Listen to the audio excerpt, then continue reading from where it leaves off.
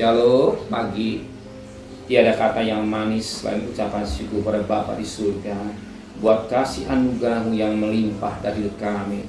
Kami masih bisa bernapas, kami hidup karena Tuhan. Maka sebelum kami mengadakan aktivitas lain, kami adakan mesbah keluarga, mesbah pribadi, kami boleh naikkan pujian penyembahan, dan kami rindu akan dengarkan renungan firman-Mu. Roh Kudus mengurapi hamba-Mu, Roh Kudus mengurapi kami yang mendengarkan dan lembutkan hati kami sehingga firman menjadi berkat buat kami, sekalipun singkat tapi menjadi berkat. Dan lebih pada Tuhan, kami juga boleh naikkan doa syafaat kepada Tuhan. Haleluya, amin. Shalom pagi. Mari sama-sama kita akan membaca firman Tuhan 2 Korintus pasal 2. 2 Korintus pasal 2 ayat 12 sampai ayat yang ke-17. 2 Korintus pasal 2 ayat 12 sampai ayat 17. Kecemasan dan kelegaan Paulus di Troas dan di Makedonia.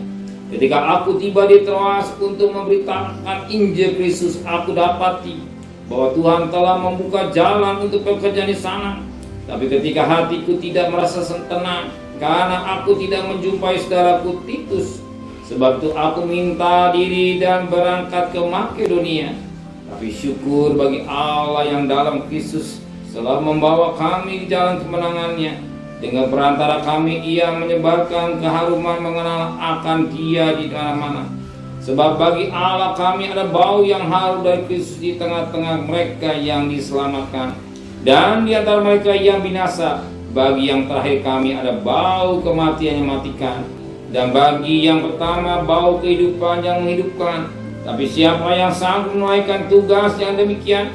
Sebab kami tidak sama dengan banyak orang lain yang mencari keuntungan dari firman Allah. Sebaik dalam Kristus kami berbicara sebagaimana mestinya dengan maksud-maksud murni atas perintah Allah dan di hadapannya. Puji Tuhan, suatu berkat yang luar biasa pada pagi hari ini. Kita perhatikan firman Tuhan pada ayat 17. Sebab kami tidak sama dengan banyak orang lain yang mencari keuntungan dari firman Allah. Sebaik dalam Kristus kami berbicara sebagaimana mestinya dengan maksud-maksud murni atas perintah Allah dan di hadapannya. Paulus menyampaikan tentang kisah hidupnya. Dan dunia bisnis, semua orang mencari untung. Otak isi manusia untung. Bangun pagi, siapa yang saya harus makan. Orang cari kerja dari untung, dagang dari untung, semuanya untung. Tidak ada mau kata-kata rugi, maunya untung. Begitu rugi ngamuk. Ya, ceritakan kerugian saya karena COVID sekian, tapi waktu untung jadi tidak terima. Bisa manusia demikian, tetapi ketika diberkati Tuhan, merasa diri hebat. Tetapi yang sangat menarik, ternyata Paulus tidak sama dengan banyak orang. Hati dia beda dari rasul-rasul lain. Dia beda daripada yang lain. Kita juga harus beda. Kita harus beda dalam tengah-tengah dunia yang jahat ini. Di tengah-tengah dunia yang bobrok ini, kita harus beda, tunjukkan bahwa kita terang yang benar. Kita dalam melayani Tuhan tidak cari keuntungan atau usaha. Untung buat saya apa? Ingat, usaha untung buat saya apa? Tetapi kita mau melayani Tuhan karena kita mencintai Dia.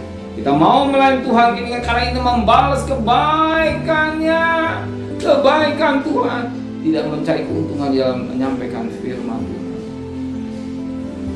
Dia begitu gigih, dia sungguh-sungguh.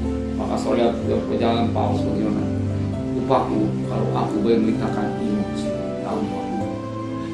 Paulus begitu gigih dalam pelayanannya. Dia tidak mencari keuntungan dalam dirinya, karena dia sungguh-sungguh melayani Tuhan. Demikian juga kalau kita mencari Tuhan, bukan apa yang dapat dari Tuhan, tetapi apa yang dapat kuberikan kepada Tuhan.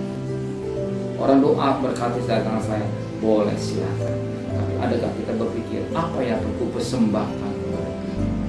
Apa yang dapat kupersembahkan kepada Tuhan pada hari ini? Apa yang kulakukan kepada Tuhan? Apa yang kuberikan kepada Tuhan?